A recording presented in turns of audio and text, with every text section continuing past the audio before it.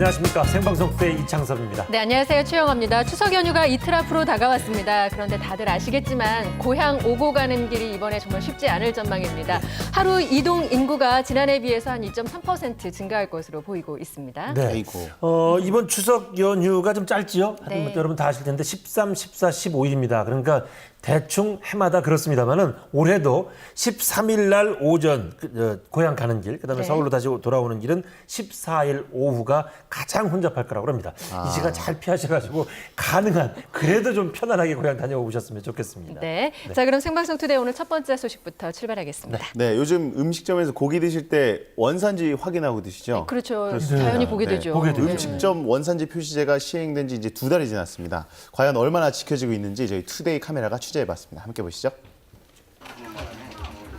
말 많던 미국산 소고기 개방, 믿고 먹을 수 있는 대한민국 먹거리를 위하여 지난 7월 8일부터 음식점 원산지 표시제가 시행됐다.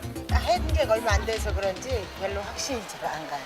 아, 이게 어디 거구나 알고 먹는 거니까 마음은 편하죠.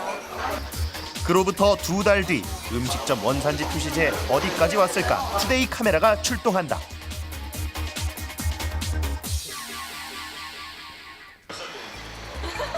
지난달 원산지 표시제 위반으로 단속됐다는 서울의 한 식당. 단속 이유는 다름 아닌 소고기 허위 표시 때문이라는데 그래도 식당 주인 할 말은 있다.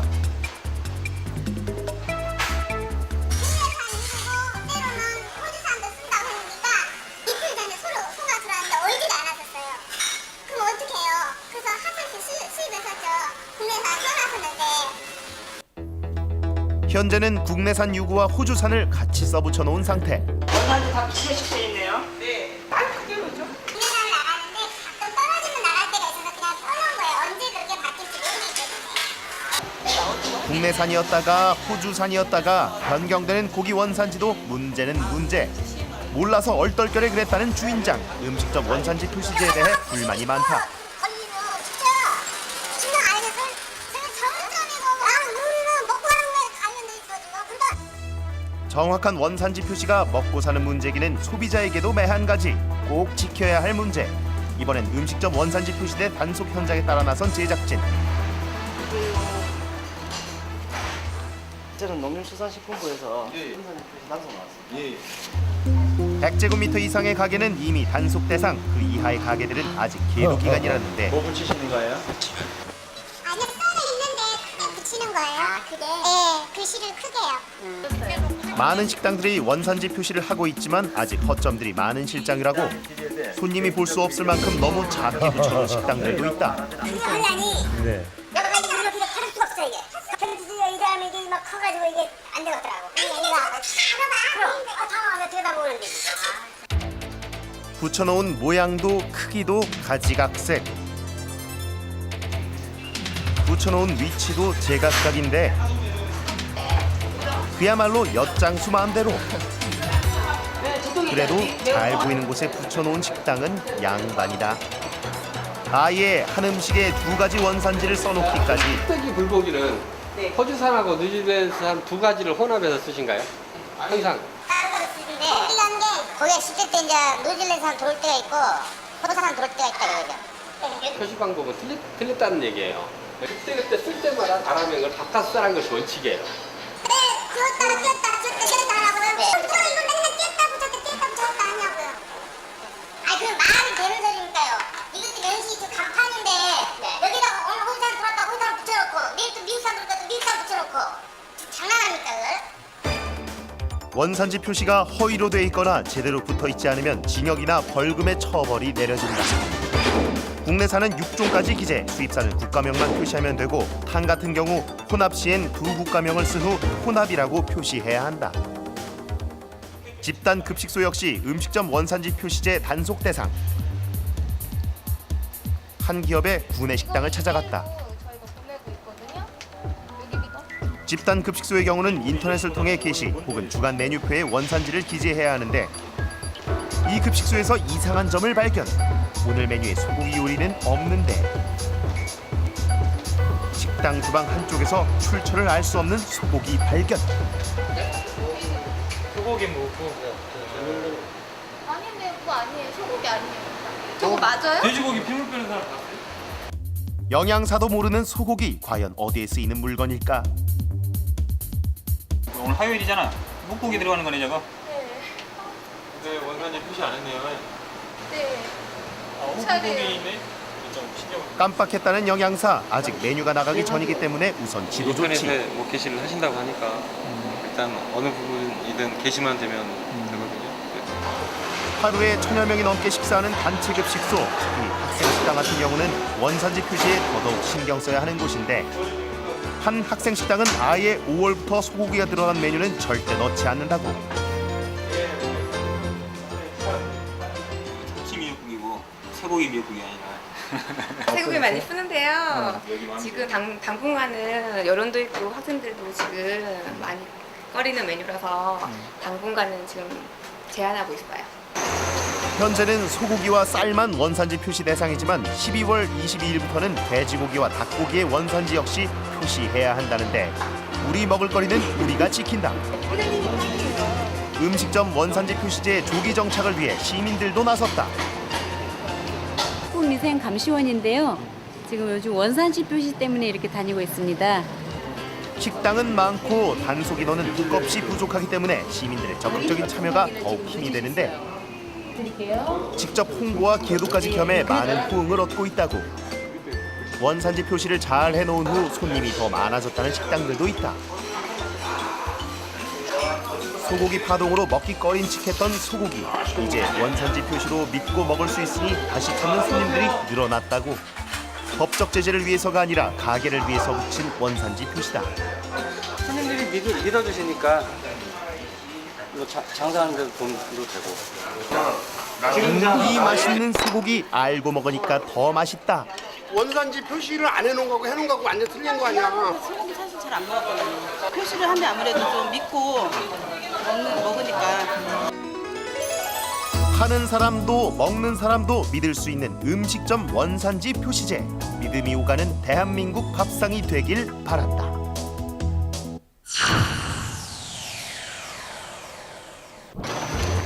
알알이 영양이 듬뿍 든 달걀.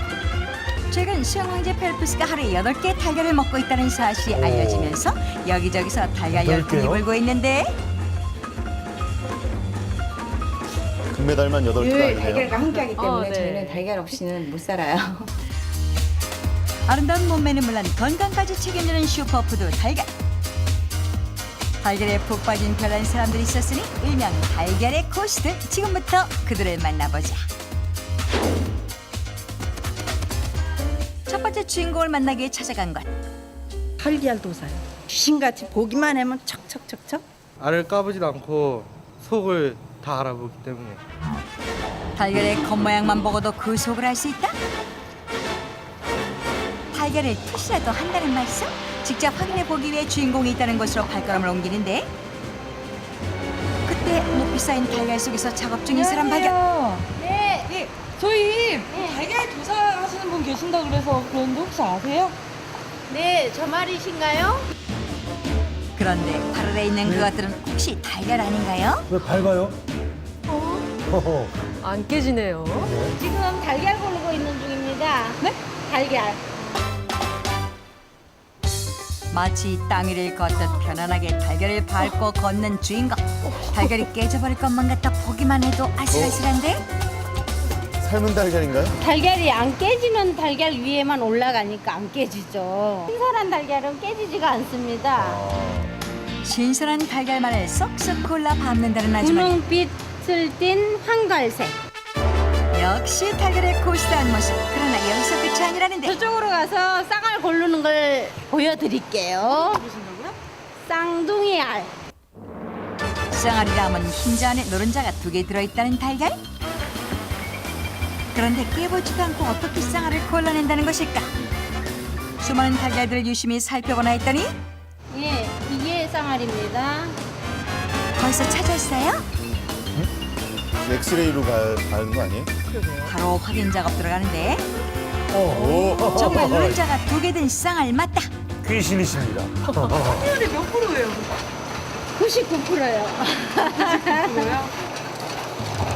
아무리 봐도 비슷해 보이기만 하는 달걀들 속에서 정말 투시라도 귀신같이 쌍알을 찾아내는 오늘의 주인공. 지금까지는 백발백중. 아니 근데 어떻게 찾아내시는 거예요? 이렇게 커도 이건 쌍알이 아니고요. 이건 좀 약간 갸름하면서 큰 게 쌍알이거든요. 자세히 보면 쌍알은 보통 달걀보다 약간 긴 타원형 모양. 고사한테 왜 몰라요? 어머니도 잘하실 수 있으시겠네요. 못해요. 저는 져요. 이거 쌍난 같은데? 한번 깨봐야지. 이렇게 해봐요. 비법을 듣고 도전해보지만 실패. 네. 아, 왜 아니지? 이번엔 쌍알 한 판 찾아내기에 도전. 과연 성공할 수 있을까? 예. 매서운 눈빛으로 잠시 살펴보는가 싶더니 빠른 손놀림으로 쌍알을 골라내기 시작하는데 순식간에 가득 찬 달걀판. 네, 이게 다 쌍알입니다.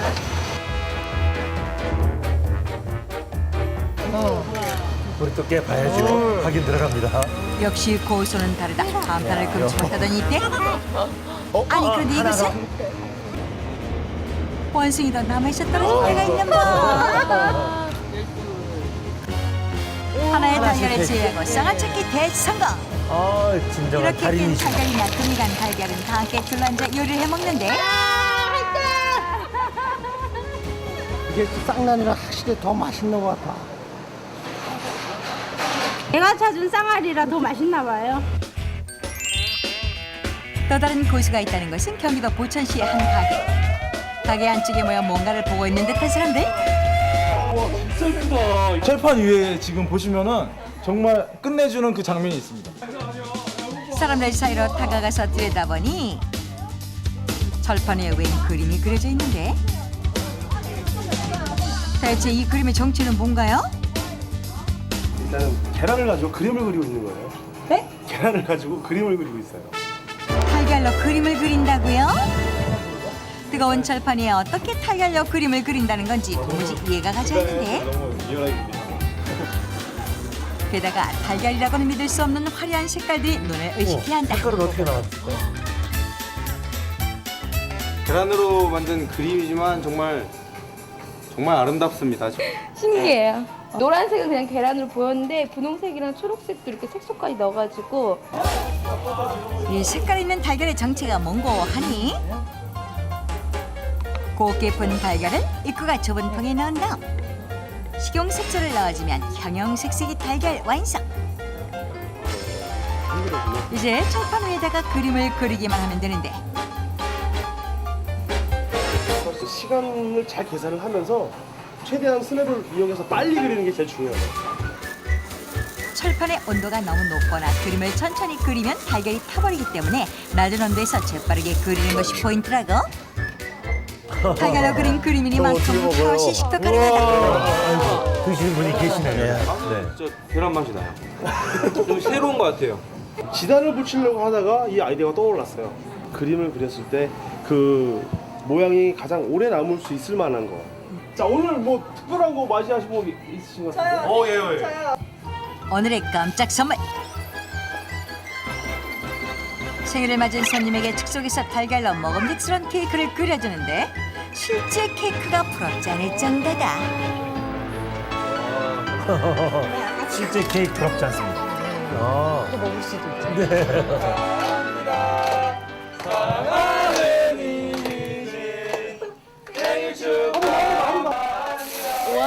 무슨 기억에 남을 생일 선물이네요. 생방송 투데이를 위한 로고 선물도 빼놓지 않은 진이다. 나름대로 이렇게 연구를 해서 만든 요리가 얼마나 몇 개가 있는지 한번 보여드릴까요? 밥과 채소, 날차리에 달걀을 넣어 높은 온도에 구워낸 다음 특제 소스를 뿌려주면 에그라이스 팬케이크 완성! 달걀 스크램블에 고운 새우와 채소를 곁들여주기만 하면 평범한 달걀이 근사한 요리로 변신한다. 이거 진짜 먹어도 되는 과연 거예요? 그 맛은? 맞추지 마세요. 뭐예요? 이게 고소하고 달짝지근하면서 맛있는 것 같아요. 달걀 맛 최고입니다. 끊임없는 도전과 노력으로 사소한 달걀 하나를 특별하게 만들어낸 달걀의 고수들. 앞으로도 그 순수한 열정 잊지 마시기 바랍니다. 네, 명절 되면 그 음식 위에 고명으로 올릴 그 달걀 지단 많이 하잖아요. 네. 전 항상 그걸 못해서 야단을 많이 맞는데 세상에 이분은 그림을 네. 그리시네요. 그러니까 예. 평범한 달걀 그 계란 프라이를 그 예술로 승화시키는 분이시네. 네. 그리고 아까 그 계란 고르는 거 신선한 거 예. 딱 하나 외웠습니다. 분홍빛을 은근히 띤 선명한 황갈색. 이것이 신선한 달걀입니다. 네, 육안으로 꼭 구분이 외워두십시오. 되던데요. 예. 네. 그렇습니다. 그리고 앞서 보신 원산지 표시제는요. 아직 시행 초기라서 좀 헷갈리기도 하고요. 네. 음식점 주인들의 원성도 좀 이해가 되는데요. 그래도 우리 음식의 먹을거리 안전을 위해서 시행되는 제도니까 자리를 잘 잡았으면 좋겠습니다. 맞습니다. 자, 다음 소식입니다. 고등어 하면 예전에는 뭐 쉽게 잡히는 생선이어서 네. 그렇게 귀하게 여기질 않았는데요. 요즘에는 또 안 그렇습니다. 이제 고등어 값도 만만치가 않은데요. 어떤 배에서는 고등어를 잡자마자 그냥 버린다고 합니다. 아까워라. 아깝죠. 자, 왜 이런 일이 일어나는지 한번 찾아가봤습니다. 추워져야 제맛나는 것이 있다. 찬바람 불기 시작하면 바야흐로 제철 맞아 통통하게 살오르고 푸른 빛깔 토해내는 고등어. 그런데 비싼 몸값도 소용없다. 고등어라 하면 일단 버리고 보는 마을이 있다. 망망대해에 버려진다는 고등어. 그 기이한 소문의 진상을 파헤쳐본다. 소문을 확인하기 위해 뱃머리를 향한 곳은 경남 통영에서 50분 거리에 떨어진 섬 욕지도. 구름이 많아 농토는 척박해도 사방 바다는 먹을거리로 넘쳐나니 욕지도 사람들 요즘 특히 더 살맛난다. 요즘 가면 제일 좋은 거는 고등어. 요즘에는 고등어가 제일 갓 나갑니다. 고등어가 제철돼 가지고 고등어가 맛도 있고 막 음보다 금값입니다. 금값. 제철 고등어 자랑에 침이 마르는 사람들. 고등어를 버린다는 소문은 정녕 사실일까? 진상 확인을 위해 바다로 나가는 배를 얻어 탄 제작진. 새벽에 조업이 시작되고 당겨지는 그물에 드러나는 정체는 빠글빠글빠글해요 고등어. 뭐가요? 고등어. 안 보입니까? 자, 날이 밝으니 바다 속사정 잘 모르는 무사람들 눈에도 확연히 들어옵니다. 푸른 보여요. 등 자랑하며 날쌔게 움직이는 고등어떼. 더도 말고 덜도 말고 딱 이맘때만 같아라. 끌어올려지는 그물에 풍어를 알리는 고등어떼의 규모가 드러나고 고등어는 또 더 찬바람 살이 오르면은 찬바람 나고 하면은 더 지름길 지면서 가격이 항년성장하는 거지요. 어획량은 줄고 값은 오르면서 고등어에 반란을 일으키더니 남쪽 바다로 향하던 고등어떼가 제대로 걸려들었다. 금세 만선을 이루고 고등어의 급한 성격 만천하가 다 아는 사실. 배가 속도를 내며 달리기 시작하는데 어느 정도 끝나신 거예요? 아, 이제부터 시작이죠. 다시 시작이라고요. 급한 성격에 자기 성질 이기지 못하고 금세 죽어버리는 고등어. 선별 작업하는 손길이 바쁘다 바빠. 이렇게 푼둥에 선명한 눈 자랑하는 싱싱한 놈들로 골라내면 먹는 것도 아니고 파는 것도 아니요. 삽채로 퍼서 버린다. 또 싱싱한 놈을 골라서요. 선생님 왜 다 버리세요? 아닙니다. 뿌린 겁니다. 바다에 뿌린 겁니다. 뿌린 거나 같잖아요. 뒤에서 씨를 심어야 열매가 맺잖아요. 우리 여기 바다 속에 열매가 있습니다. 그래서 그름을 뿌린 겁니다. 몸값 비싼 고등어로 바다에 걸음을 준다. 세상엔 없는 욕지도 어민들만의 바다 농사법이라는데 뿌려지는 고등어 주변으로 거친 움직임이 포착됐다. 움직임이 크고 날쌔 놈의 정체를 파악할 수 없으니 바닷속 촬영에 나섰다. 카메라에 포착된 녀석들의 모습. 이 매끈한 물고기의 정체는 무엇인가요? 여기 사실은 참치가 들어있어요. 참치. 아, 참치. 예? 참치라고요? 참치라 하면 무릇 남태평양 한가운데서나 그 귀한 모습 드러낸다고 알려져 있으니 우리나라는 원양어선으로나 조업 가능한 어종이 아닌가요? 그런데 욕지도의 평화로운 바다 한가운데 참치가 살고 있다. 듣지도 보지도 못했던 남해 바다의 참치 생존설. 의심하는 제작진을 위해 녀석들의 실체를 확인시켜준다니 귀한 몸집에 상처라도 날까 건질 수는 없고 몸싸움 치열할 때 물 밖에 드러나는 모습을 포착해야 한다.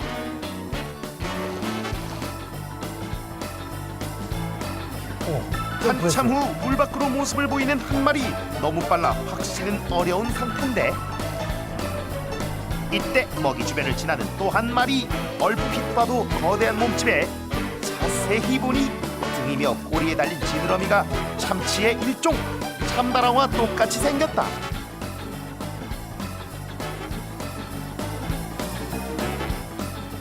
뭐 신기루 이때까지 뭐 이렇게 우리나라에서 뭐 참치를 구경한 적도 없고 그랬으니까 양식한 적도 없고 했으니까 우리가 처음으로 시작하니까 매일 밥 주며 기르는 아저씨도 신기루라고 할 정도로 존재 자체가 신기스럽기만 한 참치. 매끈한 몸매 자랑하며 고고하게 헤엄치는 이 녀석들이 자라서 최대 3m에 이르는 거대한 참치가 된다는데, 성어가 되면 천정부지로 치솟는 몸값에 세계인들의 사랑을 받게 될 바다의 소고기. 너도 나도 욕심나도 쉬이 참치를 기를 수 없었던 까닭은 참치가 따뜻한 바다를 찾아다니며 산다는 사실 때문이다. 그렇다면 도대체 이 녀석들은 어찌하여 이곳에 머물고 있을까? 회장을 위해서 이렇게 바다에서 선물을 줬습니다. 올해 내년보다 수온이 좀 높아가지고 참치란 귀한 분이 오셨어요. 우리나라 어장 환경이 난류성에서 아열대성으로 바뀌면서 참다랑어 수백 마리가 남해 바다를 지났다는 것인데, 어민들은 이 기회를 놓치지 않고 참치를 가둘 수 있는 거대한 규모의 가두리 양식장을 만들었다. 여기에는 작년도 2007년도에 잡힌 게 11마리. 이쪽으로 두 군데, 여기는 한 군데는 약 100마리 정도씩 두 군데 들어있습니다. 우리나라에 처음 품어보는 참치. 다행히 지난 겨울에 차가운 수온을 이겨내고 쑥쑥 자라주고 있어 어민들의 참치를 대하는 모습에는 지극정성과 애정이 넘친다. 그 처음 시작하다 보니까 잘 모르는 부분이 많고 해가지고 그래서 더 자식처럼 더 신경이 쓰이고 하루하루 어떻게 돼가는지 정말 신경이 쓰입니다. 사정이 이렇다 보니 팔딱거리는 싱싱한 고등어가 참치 먹이로 바다에 뿌려지는 수모를 당하고 있었던 것. 먹이 하나라도 진짜 정말 좋은 거, 싱싱한 거 그런 걸 먹이려고 애를 쓰죠. 지금 최고 먹이를 잘 먹을 때거든요. 예? 그럼 혹시나 이 먹이 죽긴가 싶어서 발자국 소리만 들려도 그렇습니다. 잘 죽겠네요. 그것이 아니라 참치의 영양식을 챙겨주기 위해 마련된 어선은 차라리 공장의 모습에 가깝게 변형됐고, 무태 나가면 제 한몫 쏠쏠하게 한다는 귀한 어종들도 자존심 잃고 먹잇감으로 변해버렸다. 이런 어민들의 지극정성이 통했는지 한해 겨울을 이겨낸 참치들은 하루가 다르게 더 싱싱하고 크기도 굵어진 모습을 드러내 보이고 있다. 작년도에 10월 달에 잡힌 게 그때 한 4, 5kg 잡힌 게 지금 현재 상태 한 18에서 한 20kg 정도 됩니다. 잘 크죠? 최소한 상품 가치가 되려면은 60kg, 80kg가 돼야만이 상품 가치가 되거든요. 한 4년 뒤에는 마리당 뭐 한 몇백만 원, 400만 원 이상 하니까 그게 컸을 때를 생각해가지고 그래서 애지중지하게 키우죠. 우리나라도 이렇게 뭐 참치 양식 기술을 차곡차곡 노하우를 쌓아가지고 선진국 수준의 그렇게 뭐 기술을 따라간다면은 바다에 바로 다이아몬드가 되지 않을까. 그리고 새로운 산업이에요. 특히 욕지도가 참치 양식의 메카가 되지 않을까 생각. 자신감이 넘치십니다. 예. 욕지도 어민들의 지극정성으로 하루가 다르게 쑥쑥 자라 바다의 보물이 될 것이라는 참치. 우리나라 남해 바다에는 참치가 자라고 있다. 인터넷에 오른 수상한 이야기. 저절로 소리나는 악기가 있다. 문제의 그 소리를 입수했는데 함께 들어보시죠.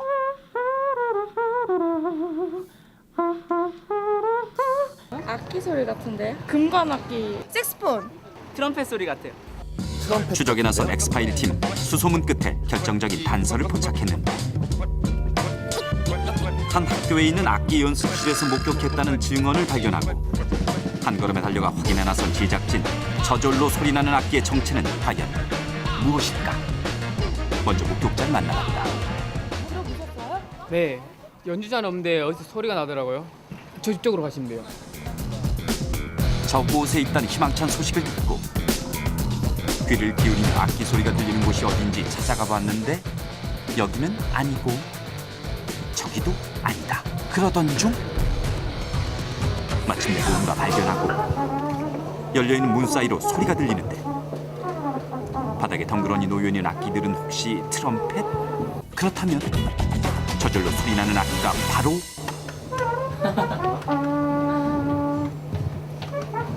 이때 인기척이 느껴지는데 트럼펫과는 멀리 떨어져 있는 사람들. 하지만 소리는 계속 들리고 조심스럽게 다가가 봤다. 저 실례합니다. 방금 소리 난 거 지금 이 악기에서 지금 저절로 소리 난 건가요? 아니요, 저 악기는 불어야 소리가 나요. 예? 그럼 방금 소리 난 거는 저절로 소리 나는 게 말도 안 되는 짓. 악기의 정체는 바로 이 사람? 악기를 잡지 않고도 곧바로 연주가 시작되는데 어딘가 숨어 있는 거 아니에요? 어디서 하는 거예요? 아, 입으로 하는 거예요. 뭐예요? 실제 트럼펫 소리와 비교해봤다. 이것은 사람이 불어야 비로소 소리가 나는 악기.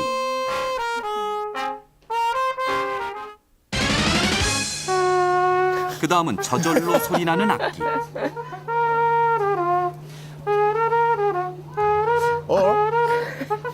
악기가 투명 아니에요? 안 보이나요? 어디 뭐 틀어놓으신 것 같은데. 악기 소리가 비슷한 것 같아요. 되게 소리가 곱고 깨끗한 소리가 나는 것 같아요. 악기로도 내기 힘든 소리인데 입으로 하니까 신기해요. 입으로요? 악기 들고 이렇게 힘들게 들고 다니는데 쉽게 연주하시니까 빨리 배워보고 싶어요. 그렇다면 과연 어느 정도 유사한 소리일까? 전문가에게 소리 분석을 의뢰해봤다. 한 500Hz 근방에서 소리가 아주 지속이 되는데 대부분의 트럼펫이 나타내는 이 스펙트럼, 주파수 스펙트럼 대역이라고 이야기를 할 수 있습니다. 실제 트럼펫 소리의 진동은 500Hz의 주파수 범위를 가지는데 주인공이 입으로 내는 소리 역시 이와 같은 범위. 여러분은 지금 트럼펫 연주를 듣고 계십니다.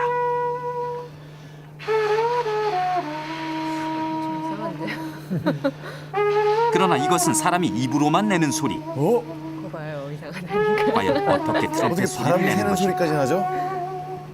배에다가 힘을 주시고요. 그 소리를 가성을 내는데 가성을 그 입 볼로 이제 공명을 시켜서 그 입 중앙보다는 약간 옆쪽으로 틀어갖고 바람을 빼주시면 돼요. 그러면은 트럼펫하고 되게 유사한 소리가 납니다. 그래서 악기 없이 소리 내기에 도전한 트럼펫 연주자들. 그러나 결과는 쉽지 않은 듯. 어디 강아지들이 모여서 연주 같은데요. 하루아침에 되는 건 아니겠죠. 언제 어디서나 그가 가는 곳이면 어김없이 들린다는 트럼펫 소리. 걸어다니는 악기나 마찬가지다. 이렇게 밖에서 연습하는 게 저한테는 되게 기분도 그렇고 목 상태도 되게 좋고 그래서 8km씩 매일 한 8km씩 나와서 걸으면서 이렇게 연습을 해요. 8, 9년 정도 됐어요. 거리를 돌아다니며 자유롭게 연습한다는데 지하철을 탈 때도 멈추지 않는다고. 이어서 사람들에게 선사하는 즉석 공연.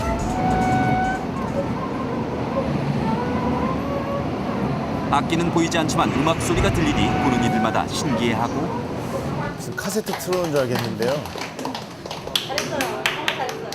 밴드 연주하는 줄 알았는데 이렇게 입에서 하는 거더라고요. 그래서 너무 좀 신기한 것 같아요. 입속에 악기가 들어있는 것 같아요. 도착한 곳은 그의 작업 공간이자 실내 연습실. 매일 연주곡을 들으며 트럼펫 상내경에 빠진다는데 과연 어떻게 시작하게 됐을까? 중2 때 그 아는 친구의 그 도움으로 흑인 음악을 알게 됐고 비트박스를 좀 개인적으로 독학을 하게 됐는데 좀 일반적으로 이제 비트박스가 많이 알려지다 보니까 좀 개인적으로 좀 독특한 아이템을 필요로 했어요. 그래서 뭐가 좋을까 해서 한번 그 트럼펫 악기 소리를 좀 비슷하게 한번 내봤는데 어떤 악기가 아니라 사람이 악기 소리를 내는 그 자체 어떤 그런 거에서 굉장히 어떤 자연스러운 매력을 느끼게 됐어요. 근데 박자와 음까지 고루 갖춰 입으로 악기 소리를 낸다는 뜻으로 이른바 구음 연주라 한다고. 트럼펫만 그럼 하실 수 있는 거예요? 아니요, 예, 트럼펫만 할 수 있는 게 아니고요. 트럼펫까지 해서 6가지 악기를 소리낼 수 있습니다. 드럼, 오, 다른 악기도 되네요. 봉고, 바이올린, 네. 콘트라베이스,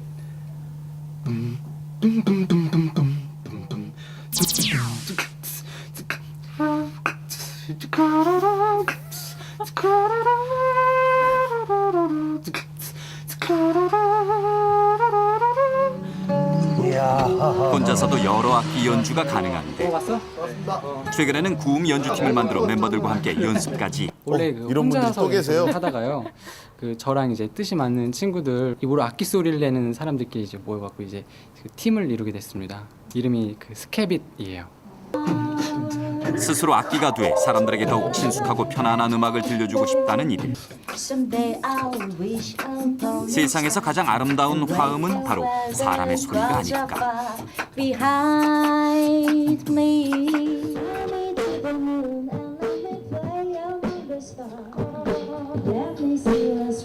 지금까지 음악을 하면서 많은 시도를 했고 또 실패도 많이 했어요. 그런 실패를 많이 해보니까 또 많은 걸 또 배우게 되고 그런 실패들이 하나씩 모여서 저의 어떤 추진력, 그 원동력이 되더라고요. 앞으로 저의 음악을 통해서 많은 사람들이 기쁨과 어떤 행복을 느꼈으면 좋겠어요. 예, 정말 대단하죠. 왜 예전에 무슨 광고에선가 횡단보도에 서 있는 남자를 탁 누르면 왜 음악이 저절로 나오니까 저는 이분 가능할 것 같은데. 네, 악기를 케이스에 넣을 필요도 없고 무겁게 들고 다닐 필요도 없고 완전 몸 관리만 하시면 되는 것 같아요. 네, 최고의 휴대성을 가진 세상의 유일무이한 악기가 아니겠습니까? 네, 대단합니다. 아니 그리고요, 저 우리나라에서 예. 참치 양식하는 거 처음 알았습니다. 네. 야, 이 수원 조금 올라왔다고 참치들이 떼거지로 놀러 갔다가 떼거지로 잡혀가지고 가두리는 입장에 있네요. 네. 이야, 정말 조금 그 참치가 참 보통 생선이니까 아주 고급 생선이잖아요. 그 참치 먹이로 전락한 고등한테는 조금 미안하긴 한데 하여튼 3, 4년 후에는 우리 바다에서 자란 참치 맛을 보실 수 있습니다. 기대하셔도 좋습니다. 내려가겠어요. 예, 다음 소식입니다. 그렇습니다. 오늘 가족 외식 명소요. 저희 셋이 같이 먹을 때 최영 아나운서가 가장 빨리 드시는 메뉴 보쌈입니다. 자, 그런데 1시간, 2시간이 지나도 절대로 식지 않는 보쌈이 있다고 하거든요. 자, 이 보쌈집으로 빨리 가보시죠. 네. 맛으로 입안 가득 행복을 전하고 마음까지 넉넉해진다. 가족의 행복 지수가 높아지는 이것, 가족 외식 명소로 초대합니다. 내려오고 올라가고 비좁은 계단을 꽉 채운 사람들, 뭐 드시러 오신 거예요? 보쌈이야. 안 식는 보쌈이야. 이거는 1시간이고 2시간이고 놔둬도 절대 안 식는 보쌈이에요. 다 먹을 때까지 하나도 안 식어요. 신기해요. 문턱이 닳도록 밀려드는 사람들로 식당 안은 늘 충만한 식지 않는 매력으로 온 가족 입맛을 사로잡은 보쌈의 정체를 공개한다. 여기 보쌈 큰 거 하나 주세요. 사장님 보쌈 제트 하나 주세요. 여기 정말 보쌈이 몇 시간 지나도 안 식어요? 예, 안 식어요. 왜냐하면 이 집만의 특별한 무기가 있거든요. 특별한 무기? 이 많은 사람들의 입맛을 제압해버린 무기는 과연 뭘까? 드디어 등장! 일단 까맣고 둥그렇다. 보쌈을 보고 놀라는 사람들? 와, 한복의 수채화 같지 않습니까? 이야. 수채화만큼 아름다운 음식은 바로 소뚜껑 보쌈. 넓은 소뚜껑을 푸짐하게 둘러싼 야들야들 돼지고기 수육, 보쌈의 꽃 묵은지와 보쌈 김치까지 뜨거운 소뚜껑의 열기로 온 가족의 입맛을 사로잡은 소뚜껑 보쌈. 참치에 나온 거 넣고 쌈의 정석대로 한 층 한 층 싸서 입에 넣어주면 마님도 만족하시고 쌈 하나에 고기 2점은 기본 누가 뺏어 먹기라도 할까 재빨리 한 입에 쏙. 이거 보세요. 육질이랑 비계랑 너무 촉촉해요. 그래서 하나 갖다가 성이 안 차요. 소뚜껑. 오늘만큼은 명가져도 좋다. 계속해서 이 불을 피워주니까 소뚜껑에서 고기가 식지 않고 베개 같은 게 딱딱해지질 않아요. 부드러워요. 먹는 내내. 따뜻함도 끝까지 유지되고 그리고 기름기도 약간 있으면서 목에 금방 넘어가고 애들이 먹기가 좀 편안한 것 같아요. 마지막 한 점까지 따뜻하고 촉촉한 고기 맛을 유지할 수 있는 건 약한 불로 소뚜껑을 은은하게 데워주기 때문. 평범한 보쌈을 특별하게 만든 소뚜껑, 주방 안에 1년 정도 늘어선 소뚜껑으로 가득하다. 그런데 왜 소뚜껑 위에 보쌈을 올리신 거예요? 보쌈이란 게 원래 좋은 고기를 삶아서 이렇게 음식을 내놔도 나중에 끝까지 드시다 보면 비계가 곱고 딱딱해져서 어떻게 하면 음식을 다 먹을 때까지 따뜻하게 먹을 수 있을까 생각하다 보니까 이렇게. 주문이 들어오면 가장 먼저 소뚜껑을 약한 불 위에 올려 예열시키고 그 위에 고기, 채소 등 보쌈 재료들을 정갈하게 올려준다. 이렇게 달궈진 소뚜껑 위에 고기를 올려주면 표면이 살짝 익으면서 고기 속의 육즙을 그대로 보존할 수 있다고. 지금 1시간 지났거든요. 한번 보시겠어요? 이렇게 뜨끈뜨끈한 게 정말 맛있어요. 뜨거워야지만 부드럽고 담백한 고기 맛은 세대를 초월한 보쌈 사랑을 만들고. 더 주세요. 고기 더 달라고? 조그만 입안으로 넙죽넙죽 잘 더 먹는다. 부드럽고 맛있어요. 젤리처럼 쫀득쫀득해요. 돼지고기에도 누린내가 전혀 나지 않고 비계 맞아 쫀득쫀득하고 맛있다. 우리 비계는 징그러운데 여기 집 비계는 최고예요. 애들이 비계를 잘 못 먹는데 여기서는 너무너무 안 골라내고 잘 먹는 것 같아요. 쫄깃한 육질의 고기를 김치에 싸서 먹으면 그 또한 별미. 그런데 이곳의 김치 역시 뭔가 특별한 맛이 숨어있단다. 단순한 그 백김치 맛이 아닌 은은한 한약재 같은 냄새가 나는 것 같아요. 온 가족의 입맛을 몽땅 사로잡은 소뚜껑 보쌈. 그 속에 숨어있는 맛의 비밀이 궁금하다. 큼직큼직하게 삼겹살을 썰던 사장님. 갑자기 주방 한 구석에서 쌀을 씻으시는데 이물이 필요해요. 쌀뜨 물로 고기를 삶습니다. 고기 누린내도 없어지고요. 고기도 쫄깃쫄깃하고요. 직접 담근 곰삭은 된장을 쌀뜨물에 넣고 황기, 감초를 비롯한 5가지 한약재를 넣어준다. 그리고 마지막으로 들어가는 중요한 재료가 있다는데 바로 팥뿌리. 저희 어머님한테 비법을 전수받았는데 돼지 누린내 없애는데 정말 좋은 효과가 있습니다. 햇빛에서 이틀 동안 잘 말린 팥뿌리를 돼지고기 함께 넣고 가마솥에서 푹 끓여주면 특유의 누린내는 모두 사라지고 탱탱한 육질을 자랑하는 보쌈고기가 탄생한다. 육수에 들어간 약재가 사용되는 또 다른 곳이 있으니 하나는 백김치고요. 하나는 한 2년 정도 숙성된 배추김치예요. 약재를 넣어서 연하게 끓인 물이거든요. 백김치 신맛과 이 약재 맛이 은은한 맛이 함께 어우러져서 손님들이 맛있다고 하더라고요. 은은한 약재 향이 배어나오는 특별한 보쌈김치와 누린내가 완전히 제거된 담백한 돼지고기 수육을 뜨거운 소뚜껑 위에 올려주면 지글지글 살짝 구워진 고기와 김치의 환상적인 만남 소뚜껑 보쌈. 알고 먹으니 더 행복하다. 백김치 위에 고기 한 점을 얹어서 한 입에 써. 여기에 몸에 좋은 걸 많이 넣었다고 하더라고요. 그래서 많이 먹어야죠. 소뚜껑 보쌈을 맛있게 먹는 또 하나의 방법 생김. 고기를 감싸는 바다 향이 색다른 보쌈 맛을 느끼게 해준다. 정신없이 바쁜 와중에도 테이블 한 곳 한 곳을 유심히 살피는 사장님. 맛있습니다. 무슨 문제라도 있어요? 발발 타는 소뚜껑? 한쪽에선 삼겹살 파티가 벌어지고 있네요. 이렇게 불 세게 틀어놓으시면 보쌈도 아니고 삼겹살도 아니고. 최고의 소뚜껑 보쌈 맛을 전하고픈 사장님의 마음. 아주 잘못된 행동이죠. 전기장판으로 제일 낮은 단으로 대표준다는 생각으로 은은하게. 소뚜껑 삼겹살은 진짜 많이 먹어봤는데요. 보쌈 오늘 처음 먹어봤는데 정말 맛있어요. 너무 많이 먹어서 추석 때 못 먹을까 봐 걱정돼요. 네. 따뜻한 보쌈 한번 먹어봐야 되겠네요. 예, 저는 매일 보쌈만 먹고 살았으면 좋겠어요. 저렇게 삼겹살 생각나서 가끔 소뚜껑 불을 높이시는 분이 계신데 네. 보쌈도 아니고 삼겹살도 아니고 맛이 이상하신다고 아, 꼭 그렇겠네요. 보쌈으로 제대로 드시기 맞아요. 바랍니다. 하라고 아, 하는 잘 대로 해야 돼요. 네. 자, 이번엔 투데이 사람들입니다. 오늘 만나볼 주인공은요. 경상북도 구미에 살고 계시는 22살, 결혼 3년 차 주부 배소희 씨입니다. 근데 네 남자와 동거하신대요. 함께 만나보시죠. 남편, 첫째 아들, 둘째 아들, 시동생, 저 5식구입니다. 제가 다 챙겨야 할 남자들이죠. 장난치기 대마왕 남편 석양 씨부터 부부를 쏙 빼닮은 두 명의 옥동자들까지 소희 씨와 한 주름 네 남자의 유쾌한 동거가 지금 시작됩니다.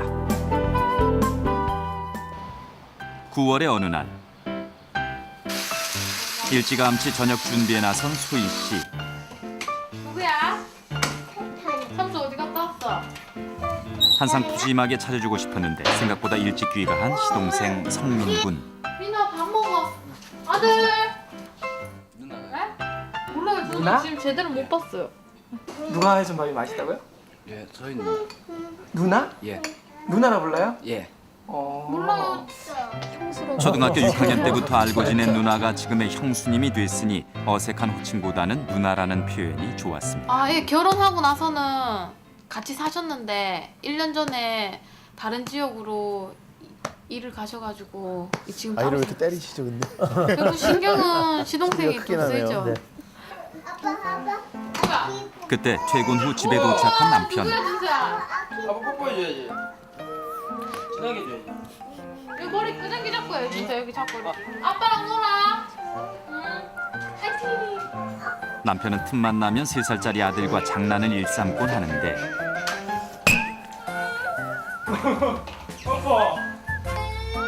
장난꾸러기 아빠에게 번번이 당하는 준서. 왜? 왜 그런데 또? 몰라, 아빠 이제 또 울리냐? 내가 안 울렸어. 일로 와, 준서 엄마한테. 너 왜? 누가 그랬어, 준서? 준서 누가 그랬어? 누가 그랬어? 아빠가 그랬어. 근데 왜 엄마한테 안 와? 장난감 느꼈거든. 똑같아요. 아니 더 어릴걸요. 네, 봐봐요. 더 심해요. 아무래도 이게 정이 좀 더 쌓이고요. 더 친근감 있게 좀 놀 수 있다 해야 되나? 현재 22살 동갑내기 부부는 지금으로부터 4년 전 친구의 소개로 처음 만나 달콤한 연애를 시작했습니다. 그러다 20살 되던 해 양가 어르신들의 반대를 꺾고 결혼을 해 현재 두 아이의 부모가 된 것이죠. 저같이 농촌인데 이제 소하고 좀 많아요. 그런지 그 집에는 소하고 개도 많고 그런데 제가 가진 건 힘밖에 없어가지고 이 농촌에는 힘이 좀 많이 들어가잖아요. 아무래도 그러니까 제가 가서 이제 힘쓰는 일을 닥치고 다 도와드렸습니다. 그때 힘들어도 어쩌겠어요. 일단 이제 믿음을 드려야 되기 때문에 네, 좋은 작전이었어요. 쉬지도 않고 계속 일을 하니까 이제 그 모습에 이제 많이 그걸 하셨죠. 제가 장모님이. 다음 날 아침 민아, 일어나. 민아. 깨끗이 세탁한 시동생 교복을 다림질해서 챙겨주는 소희 씨. 빠빠이. 먼저 빠빠이. 그렇게 매일 시동생은 형수의 배웅을 받으며 등교를 합니다. 일찍 와. 아빠. 다음은 석양 씨의 차례. 아빠 안 일어나? 아빠 안 돼야 돼요. 아빠 안 돼요 했어요? 네. 유난히 아침잠이 많은 22살의 가장. 쭉? 네, 완전 안 일어나요. 맨날 늦어갖고 늦었다면서. 그렇게 힘들게 자리에서 일어난 석양 씨. 야, 9시 20분이잖아. 아, 좀 일찍 깨우라니까. 네. 야, 나 9시부터 깨웠거든. 빨리 바빠, 니가. 어? 안 춥다, 안 춥다, 안 추워. 단추 어디 갔어? 야, 몰라, 아이씨. 이거를 그래 이거 이렇게 하면 되겠다. 이거를 어차피 넣을 거잖아. 여기 요거 달고 여기 달까? 떨어진 단추를 찾지 못해 이런저런 묘책을 강구하는 아내. 과연 없어진 단추는 어떻게 달았을까요? 됐네, 잘 됐네. 밑에 거 올리고 이걸 밑으로 내렸는데. 결혼 후 소희 씨는 다림질뿐만 아니라 바느질 솜씨와 순발력도 늘었습니다. 학교 다닐 때는 옷 다리는 거 한 번도 안 했는데 여기 들어와서 남편 거 다려주고 시동생 거 다려주고 그러면서 뭐 늘었죠. 하면 늘죠, 살림을. 그렇게 출근 준비를 마치고 집을 나서는 석양 씨. 남편과 시동생이 모두 외출하고 나면 두 아이의 육아와 집안일은 오로지 엄마 소희 씨의 몫이 됩니다. 그럴 때마다 시골에 계신 친정엄마가 자꾸만 생각납니다. 그냥 아줌마구나 이런 생각은 안 드는데 그냥 집에서도 좀 할 걸 이런 생각 들어요. 그냥 엄마가 다 치웠잖아요. 제가 친정에 있을 때는. 근데 그때는 하나도 못 도와주고 여기 와서는 내가 다 하고 있으니까 엄마한테 항상 그냥 그럴 때마다 엄마한테 미안해 그냥. 그 시각 자신의 일터인 휴대전화 매장에서 고객 상담 중인 석양 씨. 보통 우리가 이제 가게 여러 군데도 있지만은 나이 어린 애들 써보면 각자 저렇게 책임감 있게 하는 친구들은 별로 잘 없어요. 가정이 있으니까 이제 일은 닥친 대로 다 했어요. 이제 뭐 주유소도 하고 PC방 아르바이트도 하고 다 했는데 이제 이 일이 아무래도 나중에를 생각하면 비전이 있고 그러다 보니까 다니던 대학을 휴학하고 직업 전선에 뛰어든 22살의 가장. 준사. 그러다 잠시 여유가 생기면 눈앞에 어른거리는 두 아들 생각에 영상통화를 시도하는데 아이들 얼굴만 봐도 기운이 나는 석양 씨. 그도 어쩔 수 없는 아빠인가 봅니다. 그날 밤 집에 모인 가족들. 그때 남편에게 걸려온 전화 한 통. 아, 예, 안녕하세요. 조퇴를 했다고요? 예, 알겠습니다. 아유, 예, 죄송합니다. 예. 왜? 풍미 또 조퇴했잖아. 조퇴를 했다는 동생은 밤늦도록 집에 돌아오지 않고 담임 선생님 전화에 걱정만 앞서는 두 사람. 그때 살며시 문을 열고 들어선 시동생. 싸늘해진 공기가 온몸에 느껴집니다. 이럴 때면 자신보다 5살 많은 형이 나이 많은 아버지보다 더 무서운 법. 야, 교사하면 어디 가는데 집에 안 오고?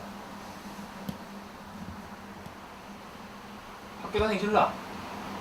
떼치울래?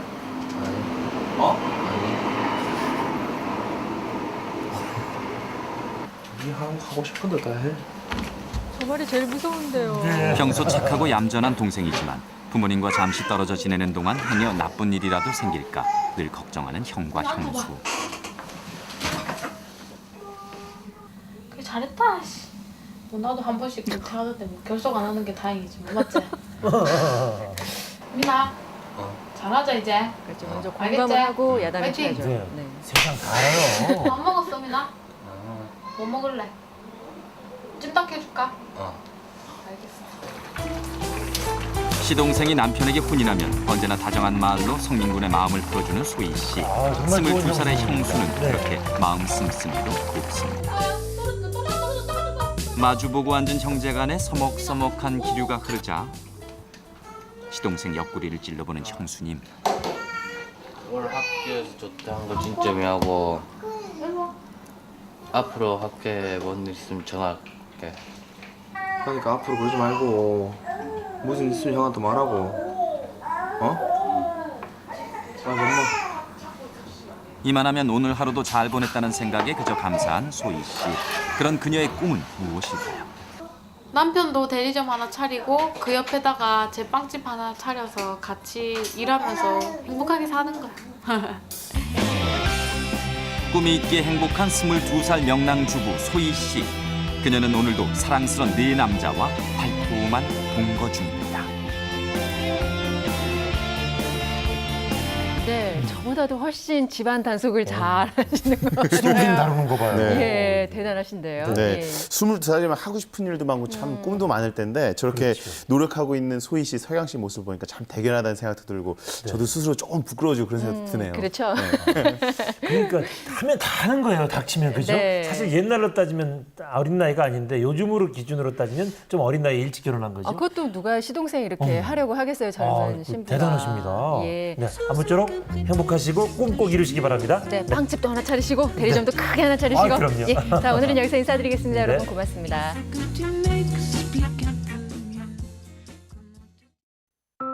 세럼일까 에센스일까?